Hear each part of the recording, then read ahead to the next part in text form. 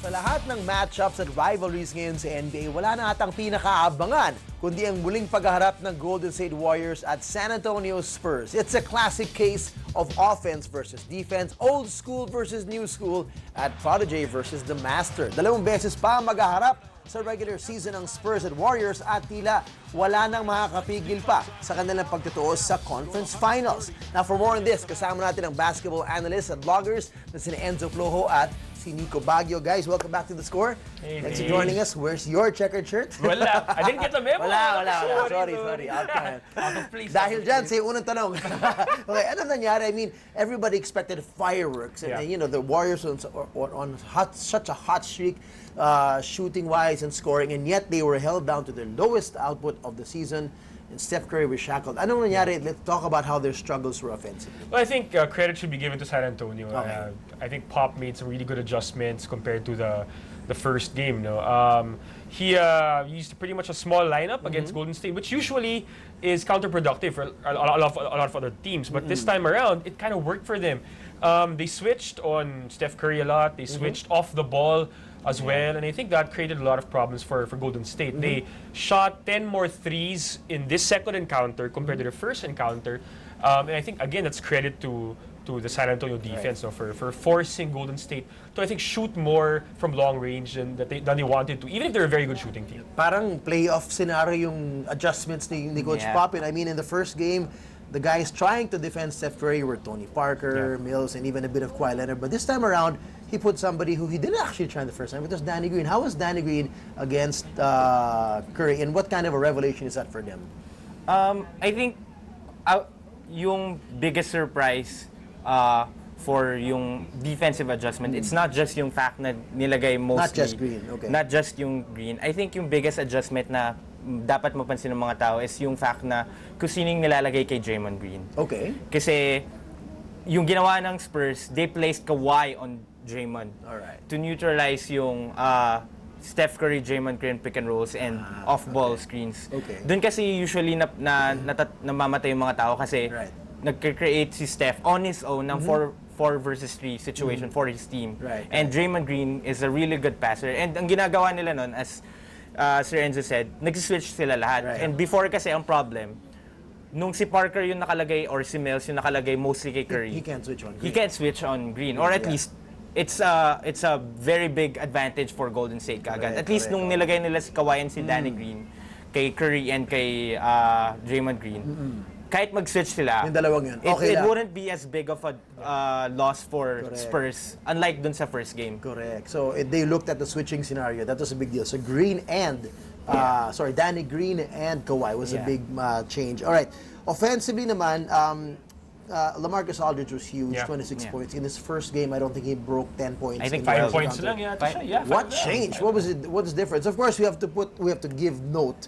No Ezeli, no Bogut. Was that it? Was that the big difference? I think that played a part, no? Kasi most of the game, if I'm not mistaken, he went up against Harrison Barnes. Of course, may konting Draymond Green there. But you have to remember, LaMarcus Aldridge post All-Star has been different from LaMarcus Aldridge first half of the season. So I think that plays a part also. I think the comfort level of Aldridge for the Spurs system is better now. I think he's really looking for a shot a little bit more. I think the fact that Tim Duncan wasn't on the floor as much also helped because he was the only low post, mid post option for San Antonio. So he got a lot more shots, a lot more looks, and good thing for the Spurs. He made most of the shots. So is this a sign of things to come that we'll see less of Tim Duncan so they can kind of play small? I wouldn't say it's really small ball, but smaller ball with Aldridge being the big guy there? No, I think it's more of a parang, I guess, ang inisip ko ngayon na if I were thinking like Pop, ang inisip ko ngayon, I think more on the fact na Tim Duncan is not, like, he's priming Tim Duncan for the playoffs already. Because at this point, medyo locked in na sila sa second seed. And I think they're just trying to maintain their rhythm while keeping their guys healthy. Kasi it's undeniable. The Spurs are actually around 15 points better when Tim Duncan plays compared to when he's not. Even during dun sa mga times na like 15 minutes lang siya, 20 minutes. And I think it's not indicative of anything na 8 minutes lang nilaro ni Tim Duncan against the Warriors. Kasi they could have played him. Ang point nga kung bakit nila kinuha si LaMarcus Aldridge is that so they could still space the floor even with Tim Duncan on the... Kasi kaya naman mag-match up ni ni LaMarcus Aldridge against Barnes. They did that a lot when they played Boris Diaw and LaMarcus Aldridge, which means Tim Duncan has to match up with Green. That's still I think it's advantage Spurs pa rin. Yeah, advantage Spurs pa rin. So I think it's more of Pop trying to preserve Tim Duncan than anything about Tim Duncan against the Golden State Warriors. Enzo, Curry was 4 of 18, 1 for 12 from 3. But that's not the only reason why. I mean, Golden State is not a Curry-only team. Yeah. Ano ba nangyari offensively that there were problems for them that they only had 79 Usually kasi pag si Curry off, si Klay Thompson will pick up the slack. No? Okay. In both games, actually, Klay Thompson hasn't shot very well. Yeah. Actually, in both games, yung mga stars ng both teams. So you have Tony Parker, who's averaging only 5.5 points per game in these 2 games. Yeah. And you have Klay Thompson averaging less than 15 points also.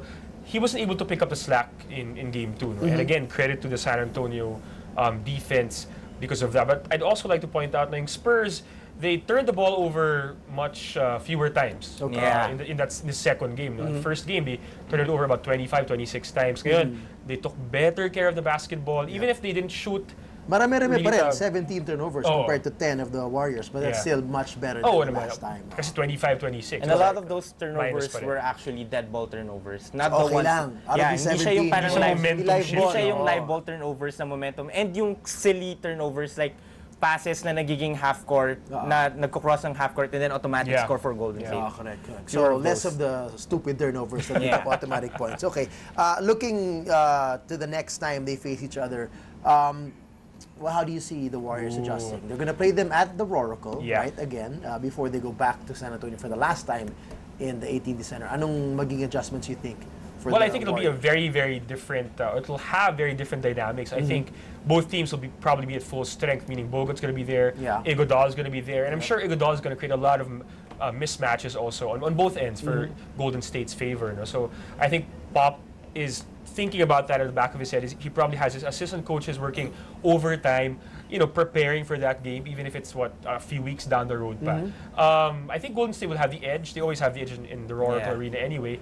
And I think Steph Curry will probably really want to bust out again and prove that he's the best player on the planet right now. So here's the thing: Pop is notorious for resting his players down the stretch. As you said, nalock na yung number 2. They might not even care about number 1 anymore if they don't make any headway from now until that game, which will be, I think, the last 5 games of the Warriors.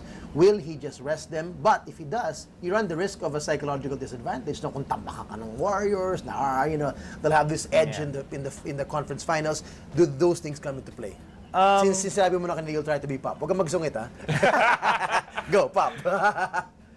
Next question, what now? please. tama yung color scheme mo. Pwede. I think at this point, yung odds na, kasi 4 games behind ang Spurs eh.